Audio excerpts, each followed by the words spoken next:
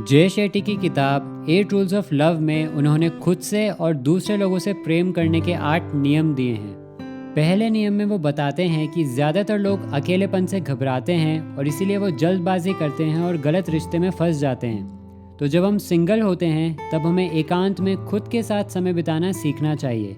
जब हम खुद से प्रेम करना सीखते हैं तब हम अपने दिल के भीतर करुणा और संवेदना के भाव को जगा पाते हैं। साथ ही हमारे अंदर धैर्य आता है और हम सोच समझकर निर्णय लेने के काबिल भी बनते हैं और इन गुणों से हमें दूसरे व्यक्ति को प्यार करने में मदद मिलती है। एकांत को सही तरह से इस्तेमाल करने का तरीका ये है कि हम अपने कंफर्ट जोन से बाहर निकलकर कोई नया कौशल या स्किल सीखें। इससे हमें खुद की काबिलियत और कमियां जानने में मदद मिलेगी। इसके बाद वो बताते हैं कि हमें अपने आत्मविश्वास को ऊंचा करने के लिए 5 चीज़ों पर कार्य करना चाहिए। पहला है अपने व्यक्तित्व पर, दूसरा अपनी भावनात्मक सेहत पर, तीसरा अपनी शारीरिक सेहत पर, चौथा अपने रिश्तों पर और पांचवा है अपने पैसे या आमदनी पर। इन 5 चीज़ों में सुधार लाने के लिए हम उस विषय पर किताब पढ़ सकते हैं, कोई कोर्स ले सकते हैं या फिर एक ग्रुप भी ज्वाइन कर सकते हैं जहाँ के लोग हमारे इन लक्ष्यों को हासिल करने में हमारी मदद करें। जब हमारा आत्मसम्मान ऊंचा होता है तो हमारे रोमांटिक रिलेशनशिप्स भी ज़्यादा बेहतर चलते हैं। दूसरे नियम में वो बताते हैं कि हम अपने रिश्तों की सफलता इस बात से मापते हैं कि वो रिश्ता कितने लंबे समय के लिए चला, लेकिन रिश्तों का असली मूल्य इस बात से तय होता है कि हमने उस रिश्ते से कितनी चीज़ें सीखी और खुद को कैसे पहले से बेहतर इंसान बनाया। अगर हम ये बात समझ जाएं तो हम ये विश्लेषण कर सकते हैं कि हमने अपने पिछले पार्टनर को क्यों चुना था, उस रिश्ते में हमसे और हमारे साथी से क्या गलतियाँ हुई और अगली बार हम क्या बेहतर कर सकते हैं।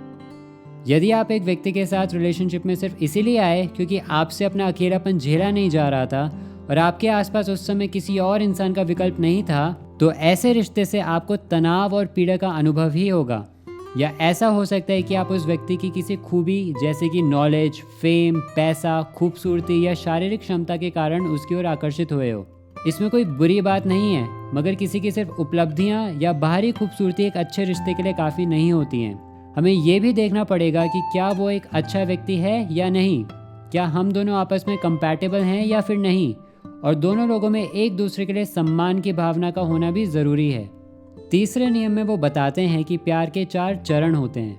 पहले चरण में हम किसी व्यक्ति के प्रति बहुत आकर्षित हो जाते हैं। हमारे दिल में एक उम्मीद जागती है कि हो सकता है कि ये इंसान हमारा जीवन साथी बनने के लिए एकदम सही हो।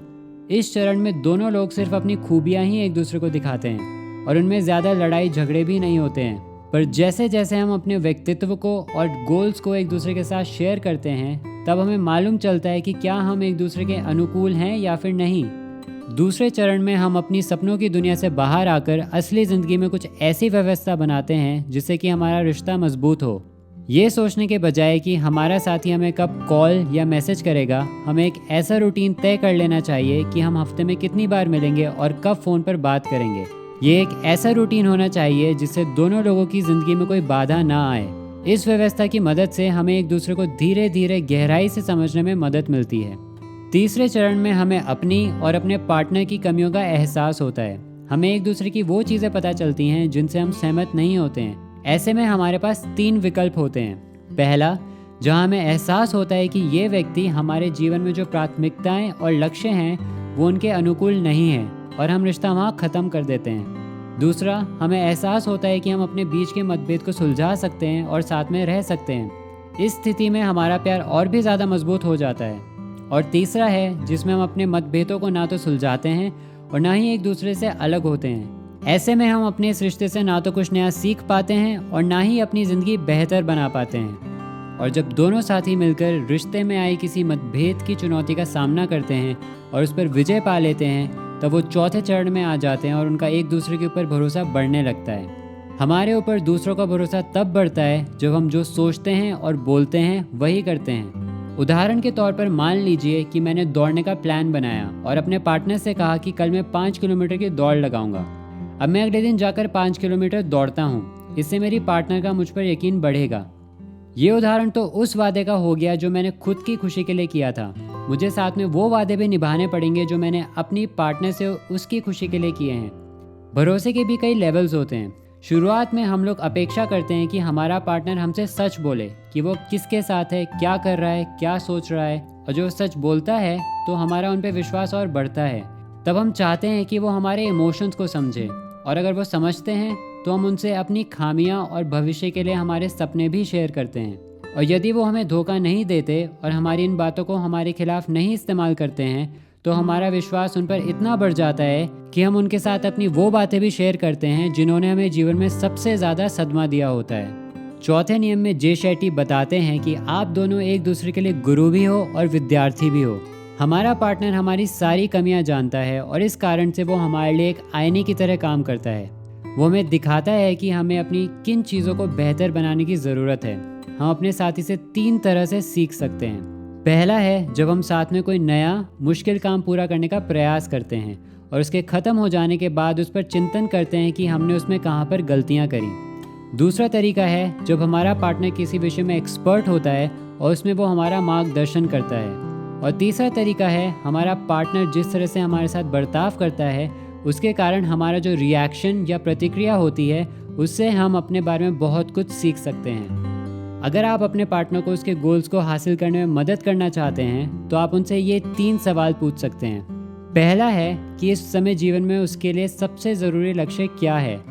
दूसरा है कि उसे उस लक्ष्य तक पहुंचने के लिए किस चीज़ की आवश्यकता है। और तीसरा है कि मैं उसकी इसमें किस प्रकार मदद कर सकता हूं। और इस तरह से हम अपने गोल्स उन पर थोपे बिना उनकी अपने लक्ष्य को हासिल करने में सहायता कर सकते हैं।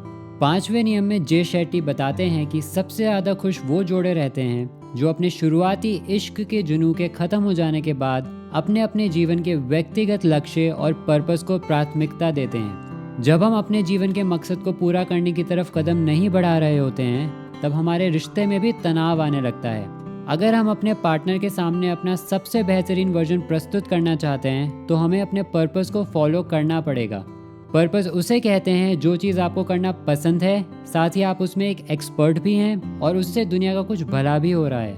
अगर आपको पता नहीं है कि आप अपना पर्पस कैसे ढूंढ सकते हो तो बस उन चीज़ों के बारे में सीखना आरंभ कर दो जिनमें आपकी जिज्ञासा हो।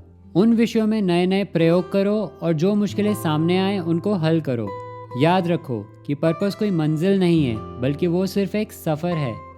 छठे नियम में वो बताते हैं कि जो कपल्स आपस में लड़ाई करने से डरते हैं वो ऊपर से तो शांत दिखते हैं मगर अंदर से वो एक दूसरे से परेशान होते हैं। वो एक दूसरे के प्रति अपनी नेगेटिव फीलिंग्स के बारे में बात करने से डरते हैं क्योंकि उन्हें डर होता है कि उनका पार्टनर गुस्सा हो जाएगा।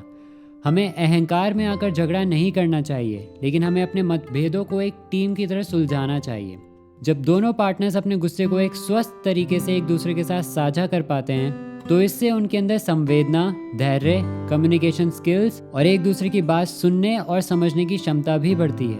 बहस 3 तरीके से करी जा सकती है। पहली है पॉइंटलेस आर्ग्यूमेंट, जिसमें हम एक दूसरे पर सिर्फ चिल्लाते हैं और दूसरे की बात को समझने की बिल्कुल भी कोशिश नहीं करते हैं। दूसरी होती है पावर आर्ग्यूमेंट, जिसमें हम सिर्फ जीतना चाहते हैं और अपने विपक्षी दल को उसकी गलतियों में फंसाकर उससे माफ़ी मंगवाना चाहते हैं।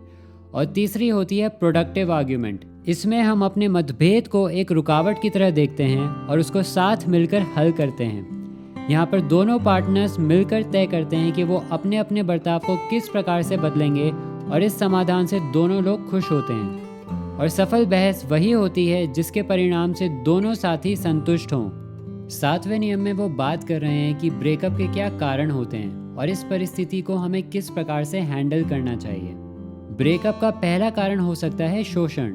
यदि आपका शारीरिक, मानसिक, भावनात्मक या आर्थिक तौर पर शोषण किया जा रहा है तो आपको तुरंत उस रिश्ते से बाहर आ जाना चाहिए। ब्रेकअप का दूसरा कारण हो सकता है जब एक पार्टनर दूसरे पर चीट करता है, यानी उसका किसी और व्यक्ति के साथ अफेयर चल रहा होता है। इस तरह के धोखे से सिर्फ 16% रिश्ते ही उभर पाते हैं। ब्रेकअप का तीसरा कारण हो सकता है कि रिश्ते में अब वो शुरू वाला मज़ा और उत्साह नहीं रहा। ऐसी परिस्थिति से बचने के लिए दोनों पार्टनर्स को साथ में ऐसी एक्टिविटीज़ करनी चाहिए जिससे वो अपने कंफर्ट जोन से बाहर आएं, जैसे कि ट्रैकिंग, स्केटिंग आदि। या फिर आप कोई क्लास भी साथ में ले सकते हो, जैसे कि डांसिंग क्लास या कुकिंग क्लास। लेकिन कभी कभी हमारे बीच ऐसा कुछ मसला आ जाता है कि हमें अलग होना ही पड़ता है। ऐसी स्थिति में हमें मनन करना चाहिए कि हमने रिश्ते में क्या गलतियां करी और अगली बार हम क्या बेहतर कर सकते हैं। अगर हम ऐसा नहीं करेंगे तो हम वही गलतियां बार बार दोहराएंगे। साथ ही आप ये भी देखो कि आपको इस रिश्ते से क्या फ़ायदे हुए। हो सकता है आपके पार्टनर ने आपको कोई अच्छी सलाह दी हो, या फिर उन्होंने आपकी ज़रूरत के समय आर्थिक सहायता करी हो। हमारे दिल में उन चीज़ों के लिए कृतज्ञता का भाव होना चाहिए। हमें याद रखना चाहिए कि हमें खुश करने का काम हमारे पार्टनर का नहीं है, ये जिम्मेदारी हमारी खुद की है। तो ब्रेकअप के बाद फिर से एकांत में समय बिताओ और अपने जीवन के पर्पस पर ध्यान लगाओ। और नियम नंबर 8 में वो बात कर रहे हैं कि हमारे दिल में दुनिया के हर प्राणी के लिए प्यार होना चाहिए। रोमांटिक रिलेशनशिप सिर्फ एक जरिया है जिससे हम दूसरों को प्यार करना सीख सकते हैं। अपने अंदर प्यार का अनुभव करने के लिए हमें सिर्फ दूसरों के साथ प्यार को बांटने की ज़रूरत है। आपके पास सिर्फ 2 विकल्प हैं। आप जिंदगी भर प्यार ढूंढोगे और आपको वो कहीं भी नहीं मिलेगा, या फिर आप जिंदगी भर दूसरों को प्यार दोगे और आप अपने अंदर आनंद का अनुभव कर पाओगे।